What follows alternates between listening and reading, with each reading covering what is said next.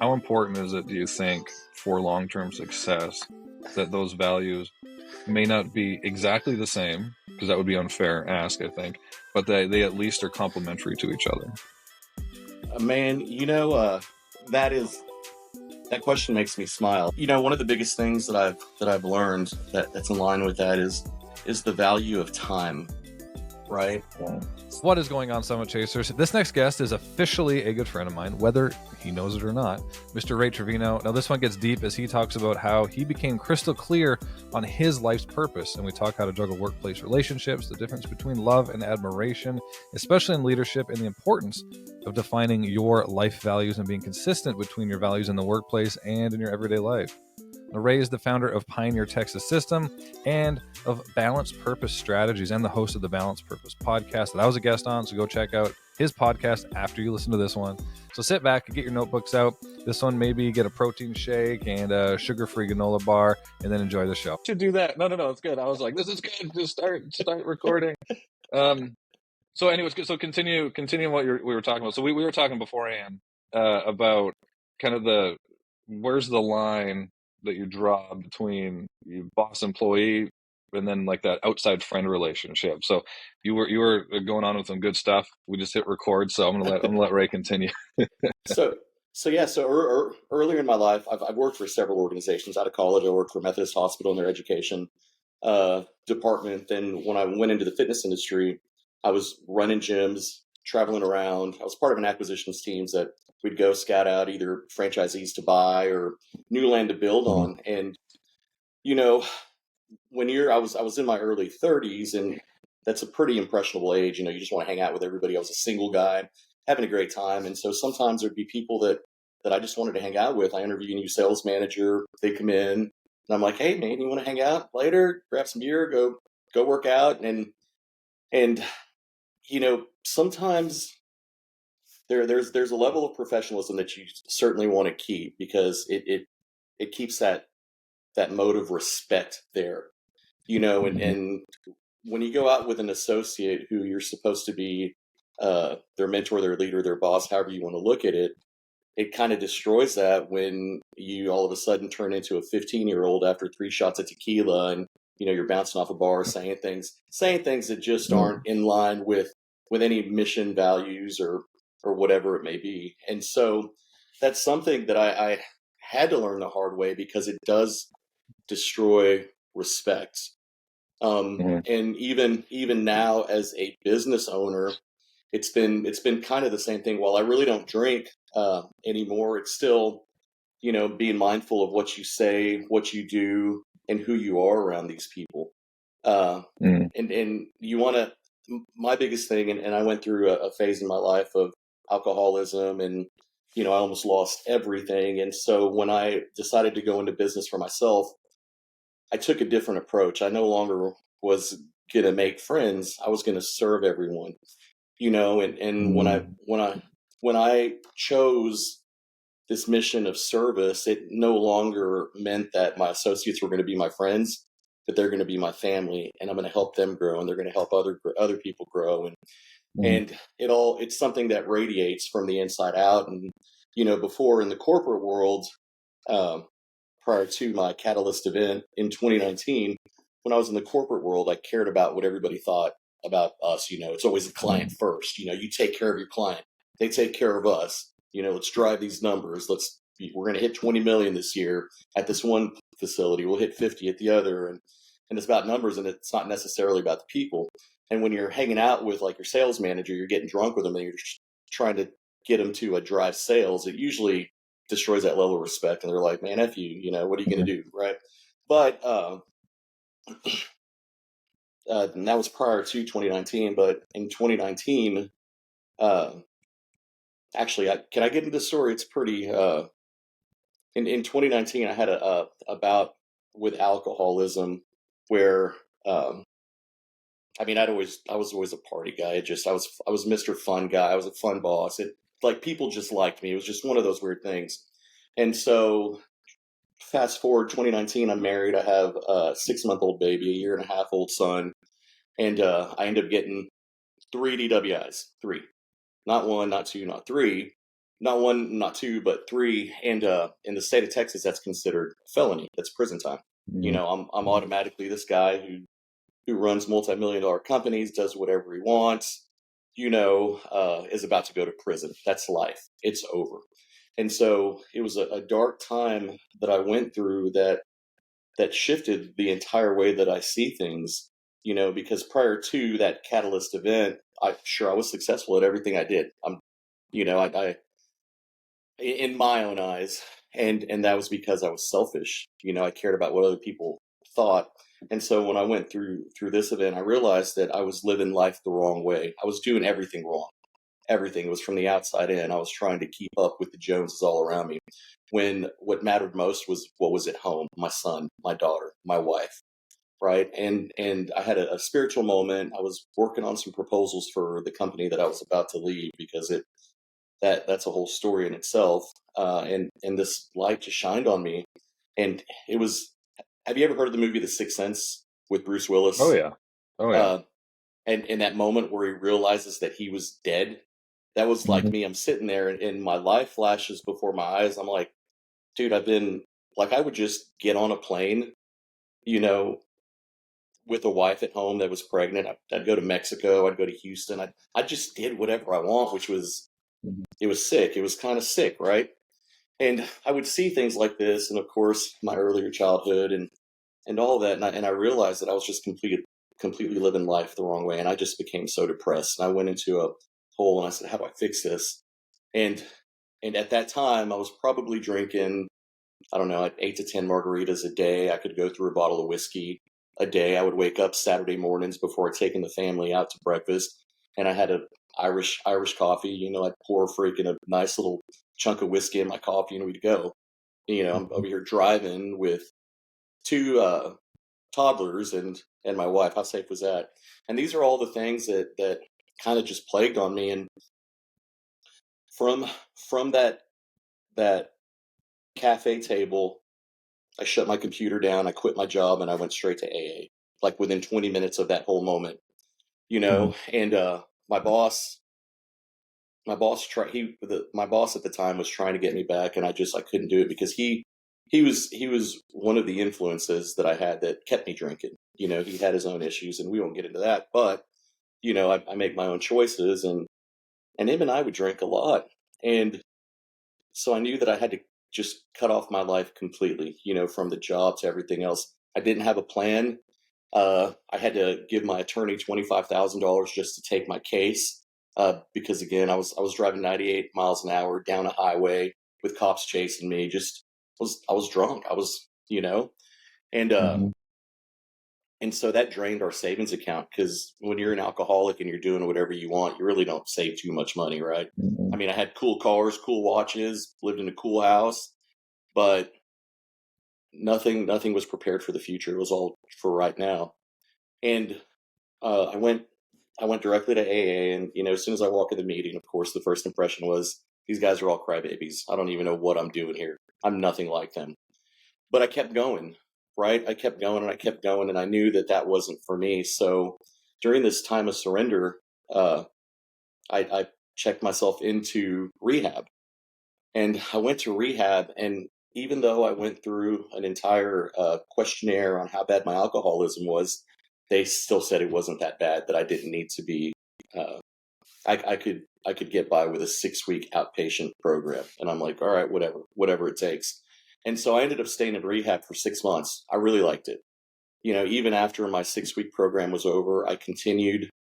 For 6 months, I would just go. I would mentor. I would teach, because a lot of the people going into rehab are people that were getting out of prison, and this is where I found my purpose and my passion. You know, and during this time, I'm still really depressed, and we have no money, and we're about to lose the house, lose the cars. I've got these 2 little babies and a wife that I have to take care of. And so, you know, there was a moment where I was in my office, you know, my 9mm right here, because the one bill that I had continued to pay was my life insurance policy. And I knew that, you know what, if I just ended it right here, that they would be taken care of, the house would be taken care of. You know, they would have a chance to start over. And so I got on my knees, and I'm a Christian. I'm very open about that. got on my knees, I started praying, and that's when I opened up my scriptures to Mark 10:45, where it's reading, the Son of Man came not to be served, but to serve and give his life for a ransom. And man, it was crystal clear on what happened. It made sense to the vision I saw at the Jim's Cafe, and made sense to what I needed to do. And I told God, I don't even care what it is. Whatever you want me to do, I'm going to do. My life is yours. And I surrendered everything. And I knew that I had to get up off my ass, because everything was about to go bye-bye, and we were about to be on the streets. And so I started calling every contact that I knew, every single person that I knew, just saying, hey, do you have any odd jobs, any work, anything here? And here I am again. I've worked in the corporate world for great companies. I've climbed the ladder. I've done everything that I needed to do to be successful. And here I am begging for work, right? But the difference is there was no ego involved. I could care less what anybody thought of me at that point. And I knew that God did his job. And so I'm like, I need to start a business. I don't know what it's going to be. And I started getting calls from people. Hey, can you come move this or clean this? Or, I started mowing post office for $200 on the weekends. And while this wasn't substantial enough to pay my bills, right? It still fed my kids, and we were still able to make it another week, another day. And I even, got involved with the church. The church stepped up and paid a month of our mortgage. And so we started trying to figure out, number one, what kind of business can I start? Where do I start, right? And then number two, like, how are we going to make it another day? And so we started. I figured I'd been a high taxpayer for a very long time, so I went straight to government programs, to food stamps, to everything and anything that I could do to make sure that my family was secure and safe while I went to work. And before creating Pioneer Texas, which is one of my businesses now, before creating Pioneer Texas, I didn't even have an idea. I just created a mission and a vision. The vision was to create a profitable company that serves others and honors God. And then the mission was service to all for a greater purpose. And that's what I went off of. And, my biggest relationships were with because I've done real estate, I've done just about everything. And my biggest relationships were with commercial real estate companies, building owners, property managers, due to the life that I had and the ability to make friends and not burn bridges, even though I was a drunk asshole that did whatever he wanted. It still helped out, right? People still respected me and liked me. And so I called up a buddy, and I'm like, hey, I'm starting this business, and I did this because I was scared to do this alone.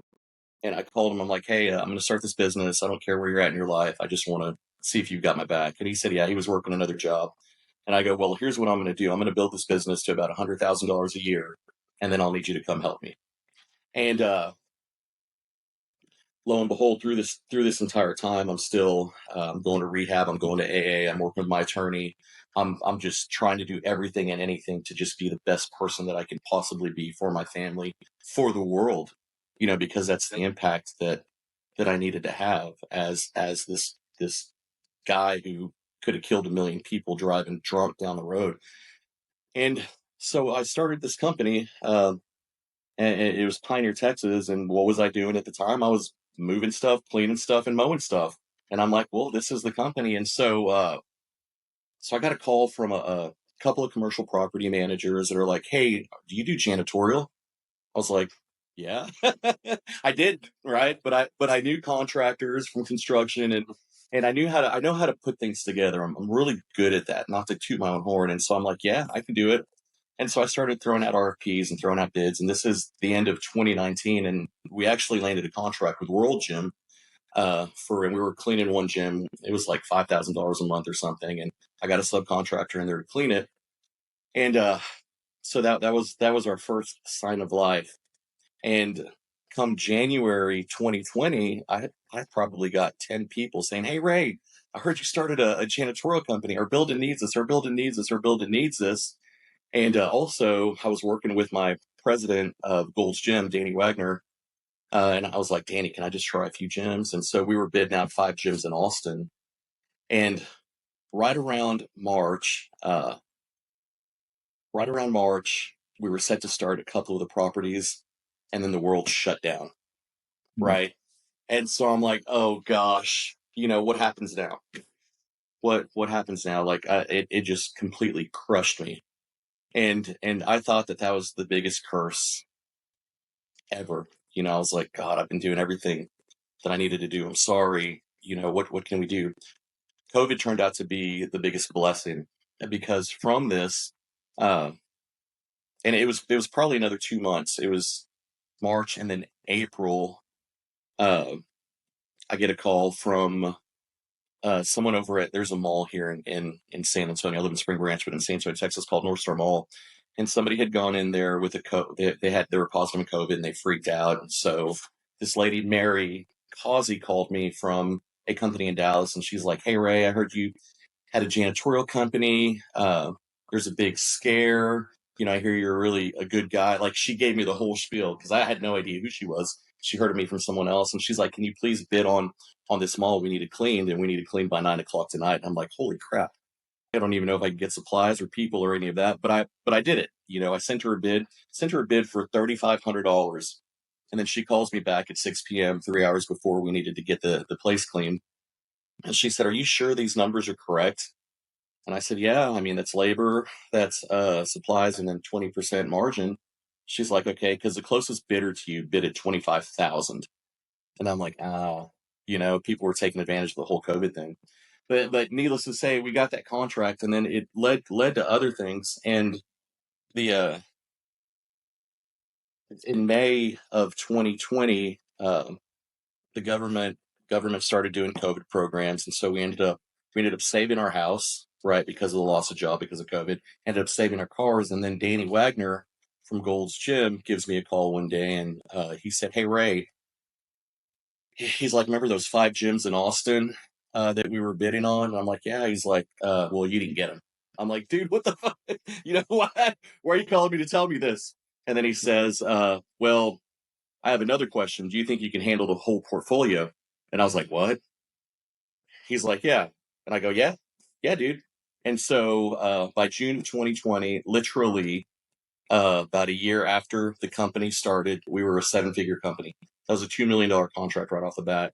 And after that, like, all of the commercial property buildings started opening back up, and the contacts that I'd been working on so diligently, the people that I'd known and helped and did things for free and continued to help, all started jumping on board. And we kind of blew up from there in a service company that I'd never really done in my life before.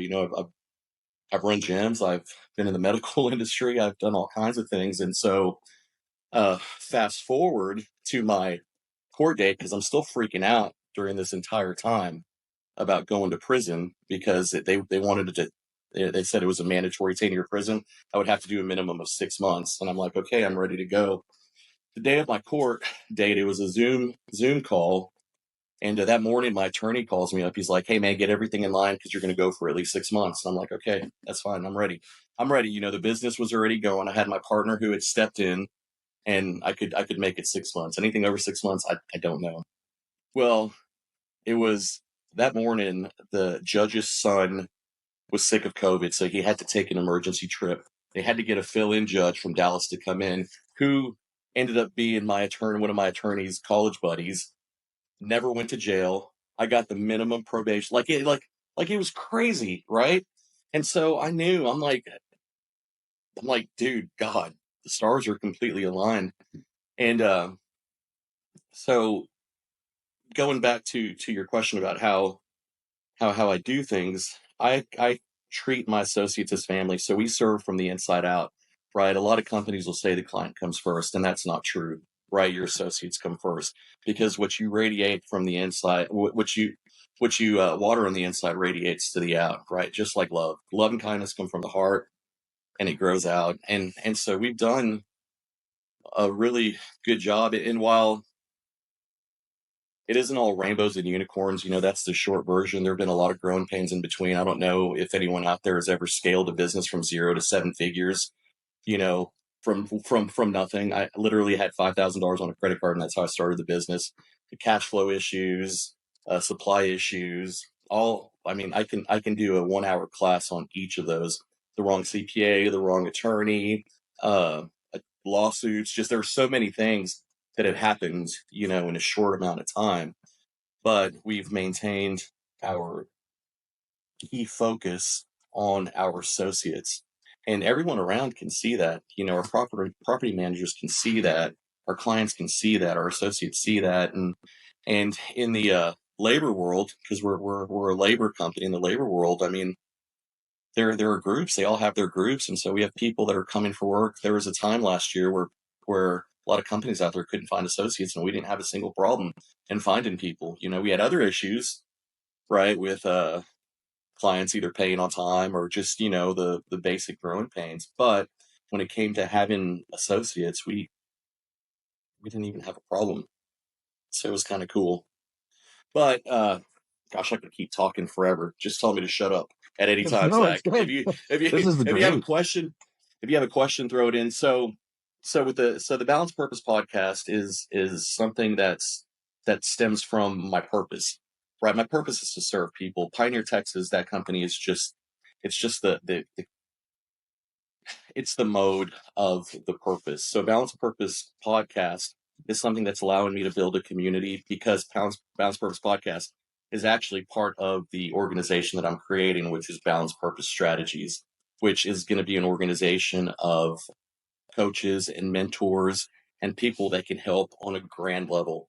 And you're part of that. I hope you know that. But the people that Honored. the people the people that I interview and bring on to the podcast are it's a very selected group. Like, everybody has their own specialty, their own niches. And when you listen, I mean, you have people from all ages, all types, all categories that can work and help in every area. My personal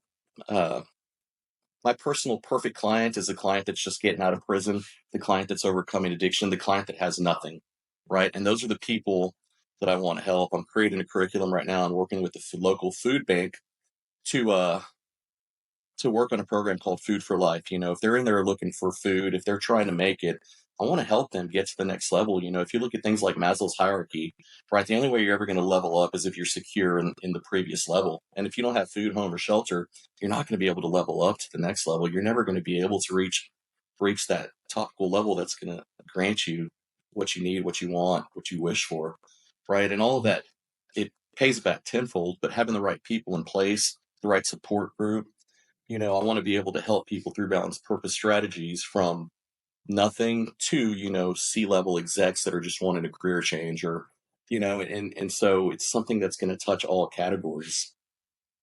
I tend to dream big, if you haven't noticed yet. That's why we get along so well, though, right? That's a big part Yeah, why. yeah. But there, when you were explaining this whole journey that you've been on, there was a saying that kept coming into my mind, and it's you truly become, or you understand what it takes to be a leader when you know the difference. You understand the difference between love and admiration. Like, if you want people, because if we're just chasing, like, obviously we want people to love us. Like, that's you know, that's what life's about. But we want to give the love just as much as we want to receive it. But if you're always chasing, you know, people to like you, or, you know, the love from other people, then that doesn't necessarily equate to them admiring you. It doesn't necessarily equate to them respecting what you do. They just love you, right? Like, if everyone could think of, if you know, family members, or you think of like the first 5 family members or 10 family members or people in your life that you love or love you back, how many of them do you truly admire what they're trying to accomplish? Like, it probably wouldn't be 100% of them, right? No. But if you right, then if you ask the same question, okay, how many people do you admire and respect, right? Like, that's a different thing, right? That's Mm-hmm. where they might not, you know, you're not chasing their love, or their, you know, for them just to like you or go out and have beers with them all the time, right? But they respect what you've done, they respect your hard work, they respect what you give back to them, and they understand that you want what's best for them, and that you're going to do what you need to do to get them to where they want to be. And it's not always going to be rainbows. It's going to be, hey, do you want to go out for a beer? No, go to bed. We have a meeting in the morning, or Yeah. we have a class to go to, or you committed to this habit, or whatever it is. Like, that's, they probably won't like you in that moment, but they'll admire you and respect you. You know, one of the biggest things that I've learned that's in line with that is the value of time, right? So everybody's time has a certain and I hate wording it this way, but I am. It has a price tag to it, and when I think about somebody asking me to go out for a beer or to go out and talk, I think about the situation. How is this going to bring value to you? Is it going to bring value to me?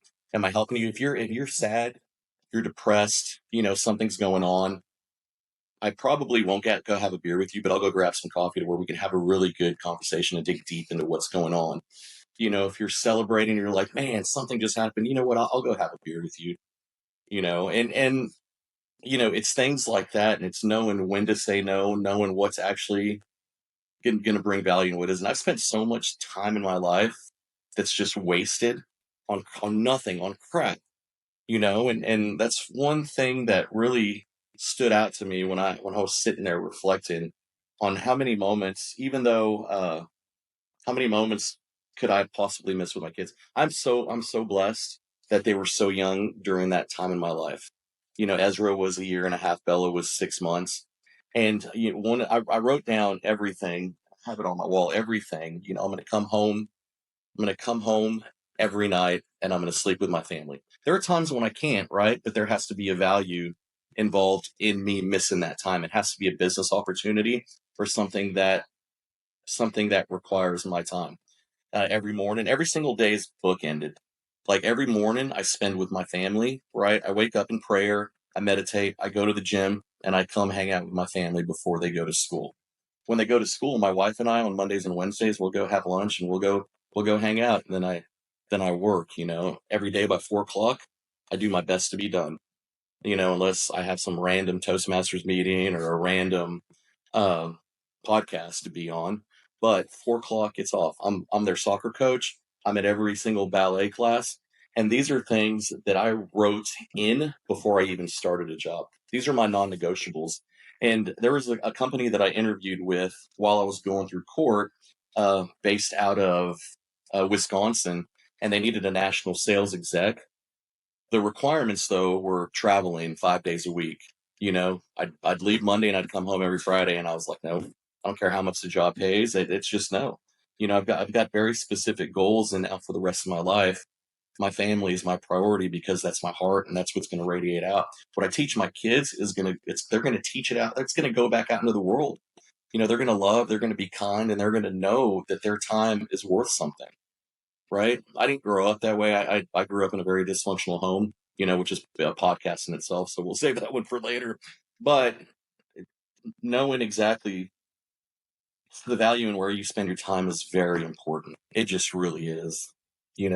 Whether you're investing in someone else or yourself, there has to be a value to it. Otherwise, it's just time gone. Yeah, that was a very good point that you made, because some people, they understand that premise, right? They know that they need to respect their time, but they don't know where to start. But you made a very good point. For you, where you really intentionally set your values. These are my non-negotiables. These are my principles. These are the things that no matter what. So if somebody's looking to make a change, right, or they need to decide where to put their time, what are your values? Because that's going to help you prioritize. That's going to be how you prioritize. Like for you, it was a great job. It sounded like a great opportunity, but these are my non-negotiables. Right? I need to be able to, I want to be able to sleep in my bed. I want to be able to, tuck my kids in at night. Those are my non-negotiables. And if you define those, then it really is going to narrow down your priorities, the opportunities that you do take advantage of, what you say no to, and where you allocate your time. So that kind of brings me into a question that actually it's a perfect segue into the question that I wanted to ask you is how important is it? Because I see it so often where business owners, leaders in general, they do separate their values almost like they're almost like two different people. So the values that they have in business are so different and almost polar opposite to their values in their life. So how important is it, do you think, for long-term success that those values may not be exactly the same, because that would be unfair ask, I think, but they at least are complementary to each other?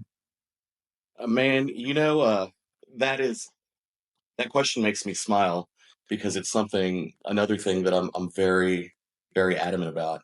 Only because the saying is the way you do one thing is the way you do everything, right? And so, and I was one of them. I've met CEOs and people that are great bosses, great leaders, treat their staff great, and then come home and treat their family like shit. And that's one thing that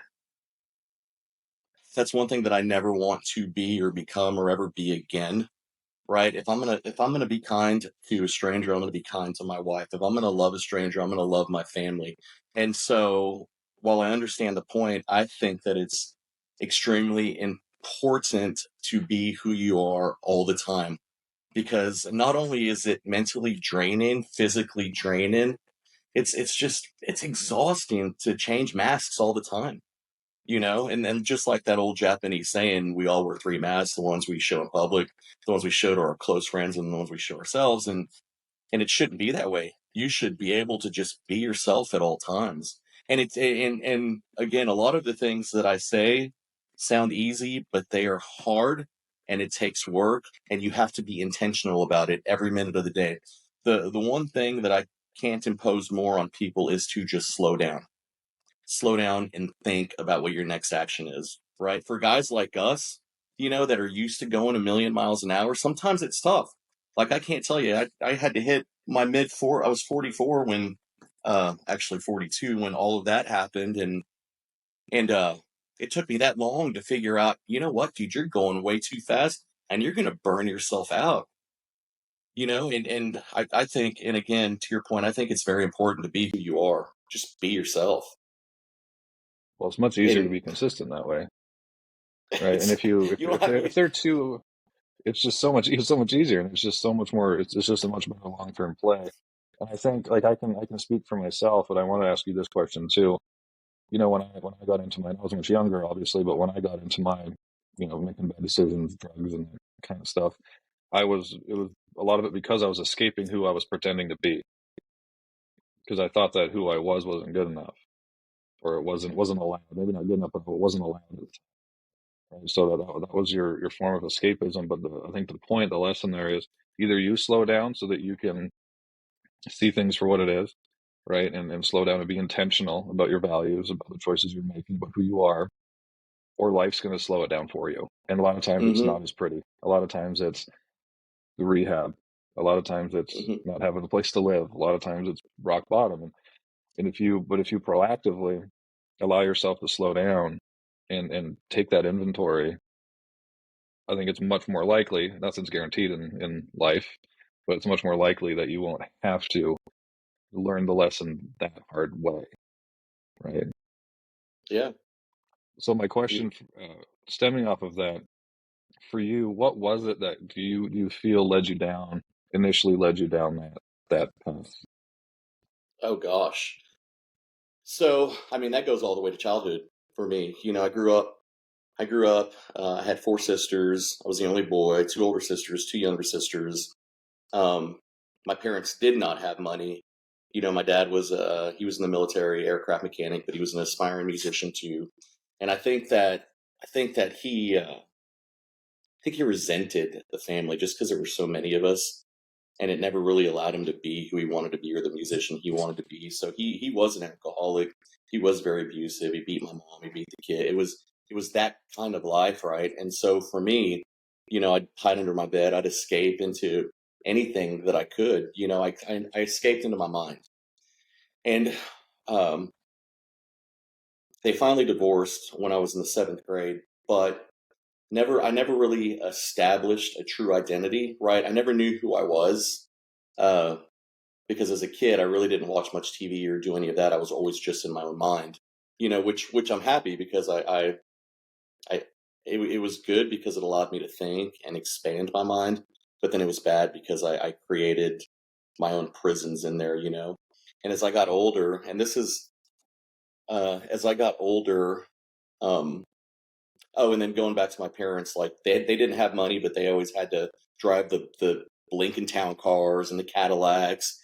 And, instead of actually investing in their family and their kid and their futures, they just cared about what they looked like and what other people thought. So they were very critical, both of them. They would compare us. It was tough. They would compare us to everybody, and it just wasn't a great dynamic. But finally, when my dad left, because my dad was very controlling, we couldn't leave the house or do any of that, I finally was allowed to play sports. And sports that was my outlet, man. I was good at football, basketball, baseball, soccer. Everything I did, I was able to just, and I think my skills came from anger because that was my outlet, right, for everything that I had built up. And so seventh and eighth grade, I did very well. And when I was in the ninth grade, actually my sophomore year, during football season, after the first football game, I was in a car accident. I went through a windshield that completely destroyed my face. Like I had reconstructive surgery on my nose 4 times. My lip was sliced all the way through. You can't tell anymore. And so that completely destroyed my life, dude. That, because I'd grown up to that point being compared to everybody. So it's like, why are you so ugly? Why are you this? Why, like that's how critical they were. And then all of a sudden here I am, I'm deformed, right? And so that's where the depression started. And at least then I was allowed to watch TV. So like I would skip school. I wouldn't go to school for weeks. Then I'd go in just to get what I needed done, and then I wouldn't go again. I remember I had an algebra teacher, Randall Turner, who he's the reason I got through high school, and I got through the summer after my senior year. But because he would make it a point he'd come over to my fucking house. He'd be like, Trevino, he's an old Marine. Trevino, get out, come on.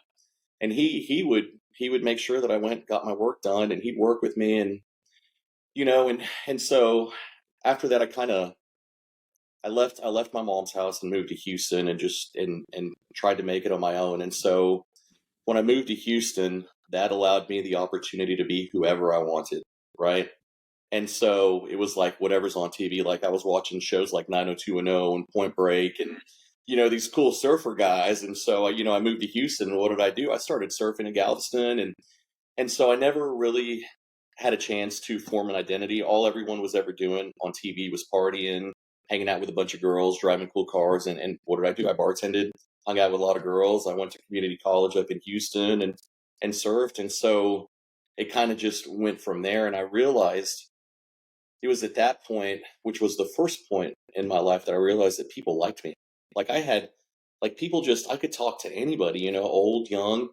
And so that's when, I think that's when I created this whole persona of this partying guy that everybody likes, and that's who I was for a very long time, and it helped me when I came back to New Braunfels to San Marcos, and it helped me with my jobs, with my careers, and I soared from there, and that's why I have a very diverse resume, but it's a very good resume, because if I was never any good at finishing anything, but I was always good at climbing and then just getting bored, and I never was able to establish that identity or that purpose or figure out where I wanted to go, which is why I bounced around so much. I mean, I didn't get married till I was 38, right? So that kind of tells you something there.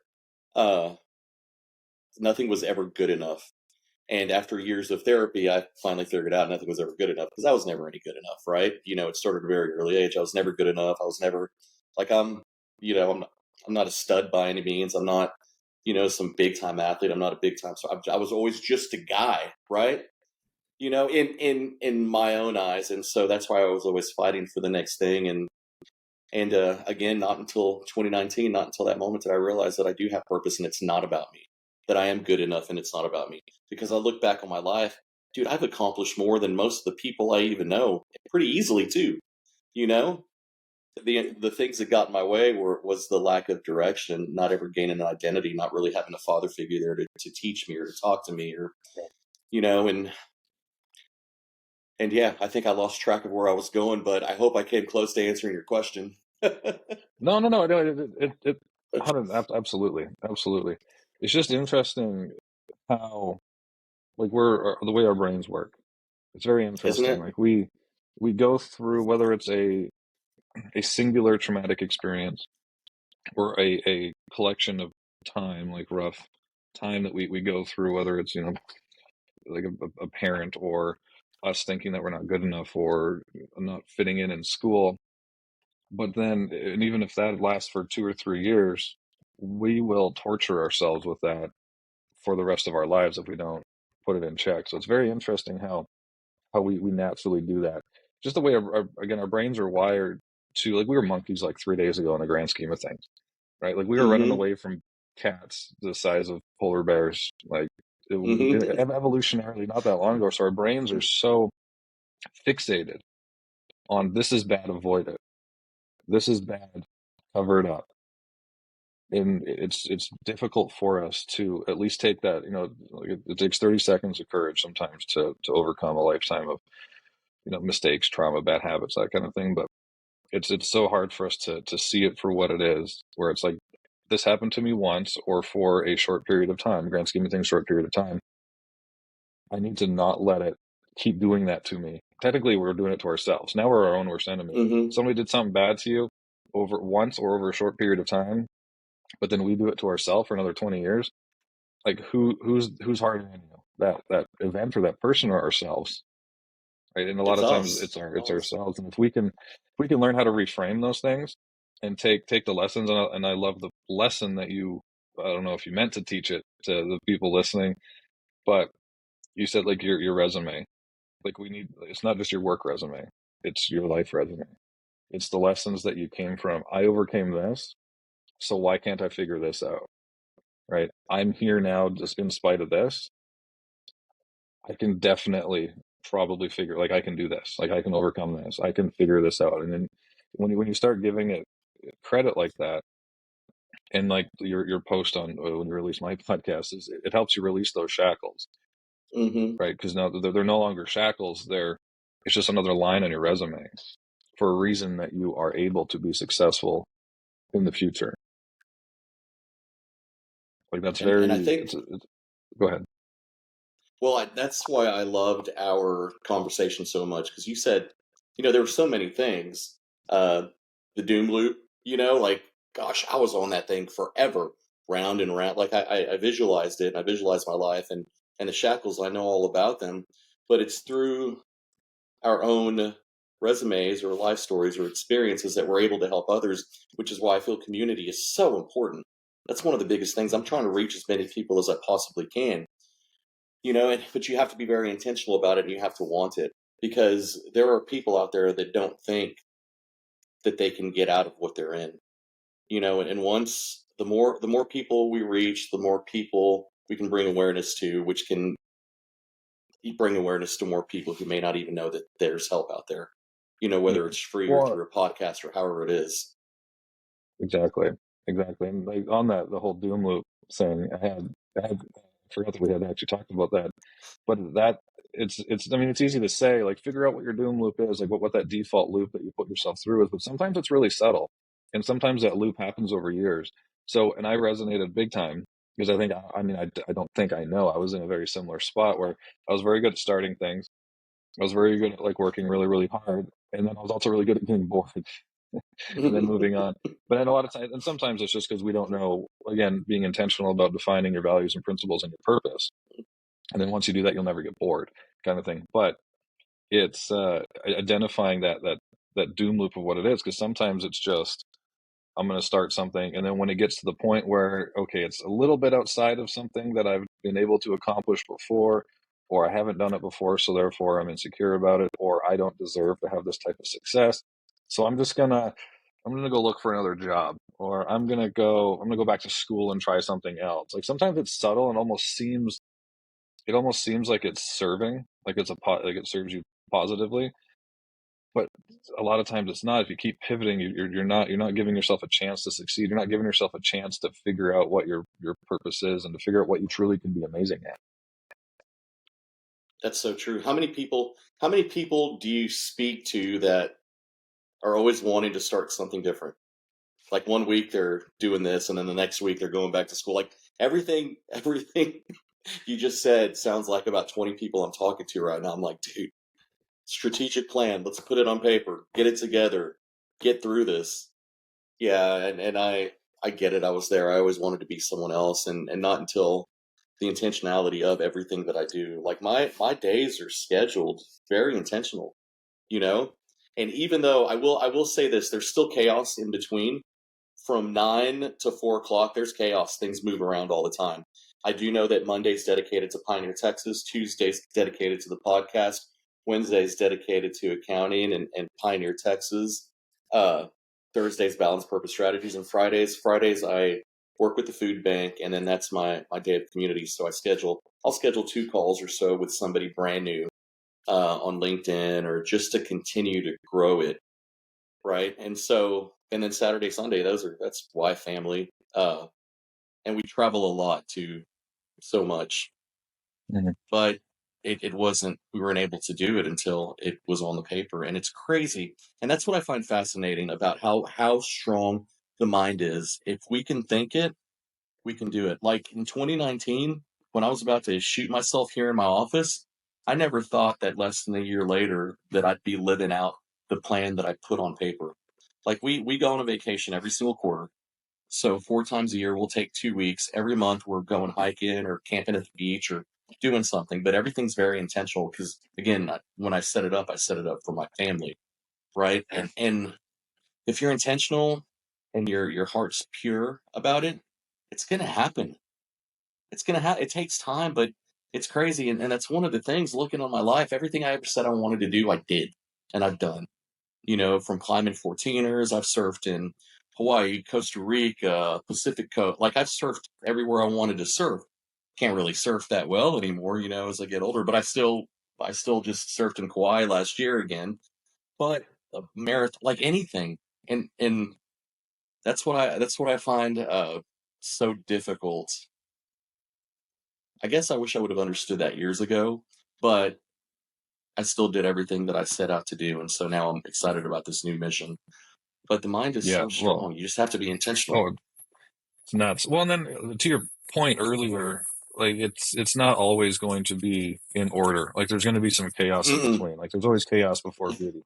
Like, and Yep. if you look at like planet Earth, this is a wild example I'm about to give you, but look at planet Earth. I mean, it used to be a molten rock, right? It got hit by an asteroid that wiped out entire species. But again, we wouldn't be here being able to do this and create what we're creating and just be who we are without some insane shit happening beforehand. Right? So Yeah. I. there's always chaos beforehand, and I think some people just get addicted to like the dopamine, like the vanity metrics. I mean, to your Uh, point, when you were growing up, like your parents, it seemed like keeping up with the Joneses, just vanity metrics.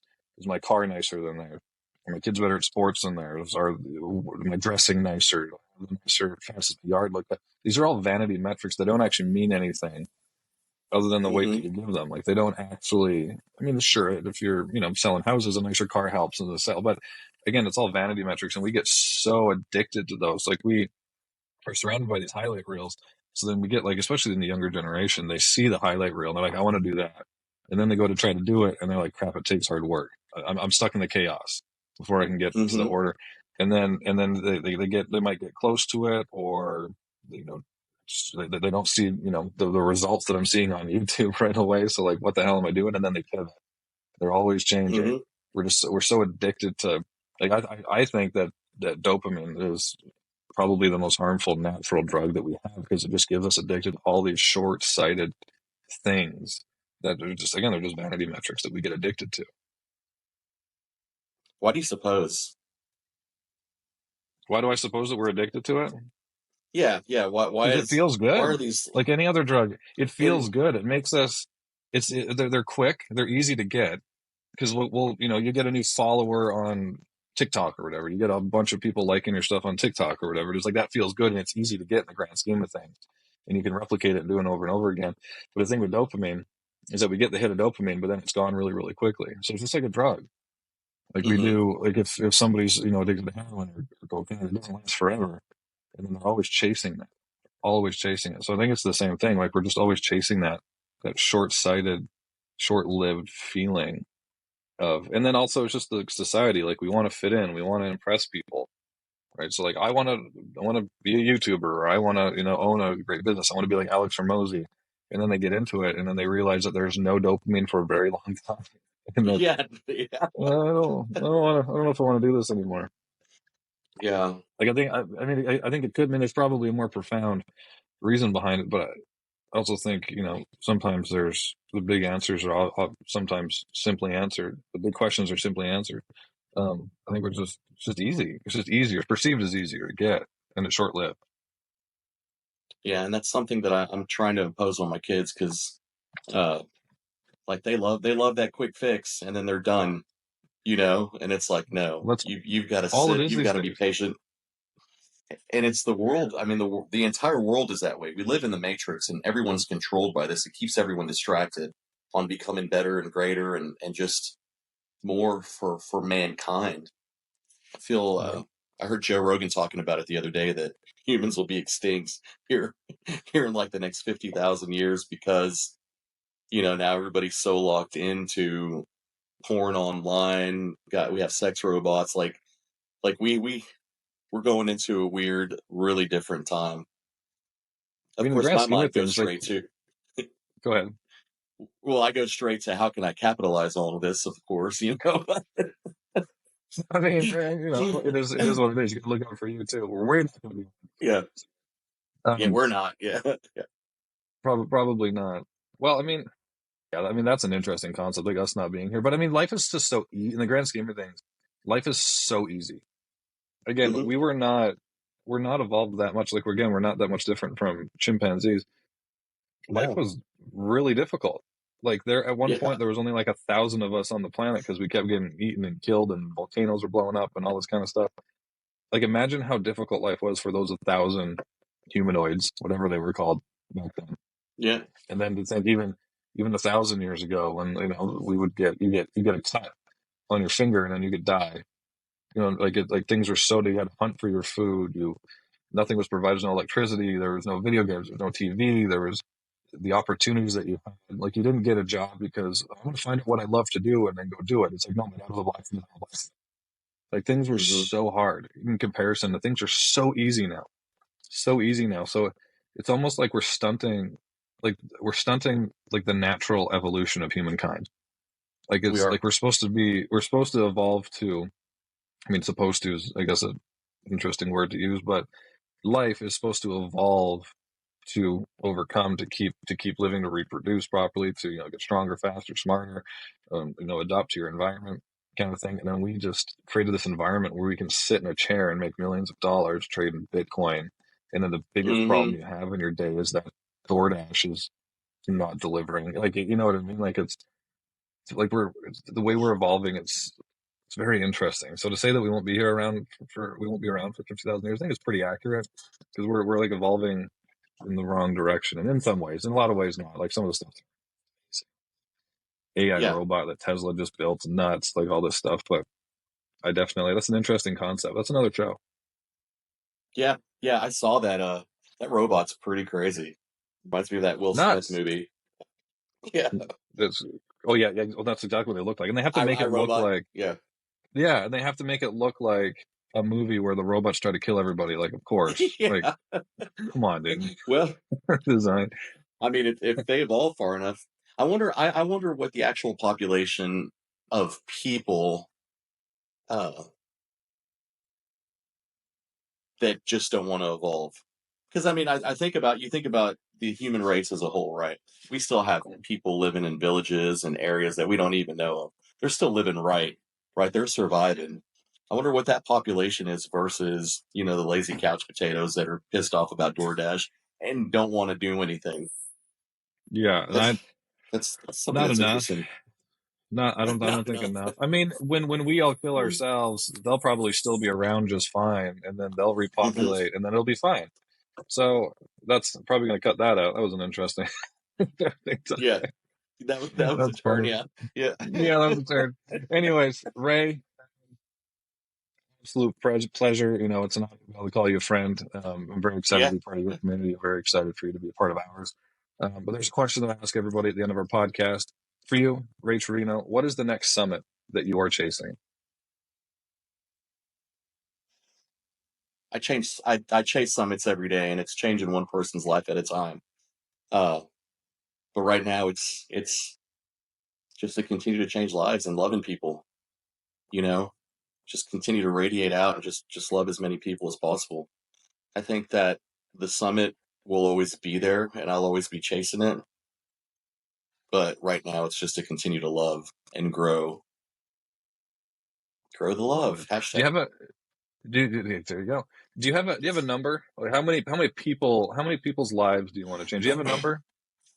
I always say 1 million, only because that 1 million will go and change another million and change another million. So the real answer is I want to change the fucking world, right?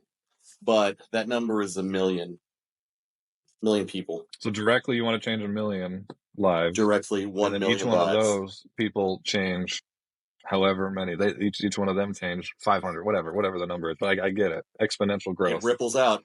Yeah. Exactly, brother. Because Well, that's amazing. And again, anything I can do to be a part of that, I am all for. But take a minute. Where can people find you? Your podcast is great. But where else can they find you? Yeah, you can find me on LinkedIn. Ray Trevino. I'm probably the first one that pops up. Balancepurposepodcast.com. And you can email me at ray@balancepurposepodcast.com. Beautiful. Blow up his email, everybody. Fill up that inbox. Ray, it's always a pleasure. Again, the mission, being able to talk to people who have individuals who have similar missions or very clear on what their mission is and how they're going to achieve it. It's an absolute honor, and I'm glad that you exist, my friend. Oh man, likewise, Zach. I can't wait to hang out, dude. Big things are coming. Let's do it. Oh, absolutely. Everybody, stay tuned. Check out Ray. Links will be in the description. Thanks again for watching. Thank you for watching this episode of the Summit Chasers podcast. I really hope that you enjoyed, you were inspired, you learned something that you can use to go and chase whatever your next summit may be. Be sure to like and comment your takeaways from the episode below. Also, follow us on all social media platforms under Summit Chasers Network. And if you're watching this on YouTube, be sure to turn on your notifications so you can be notified when we drop new content like how-to videos, business best practices, motivation, and personal development strategies. And until next time, keep chasing your summit. I'll see you on the next one.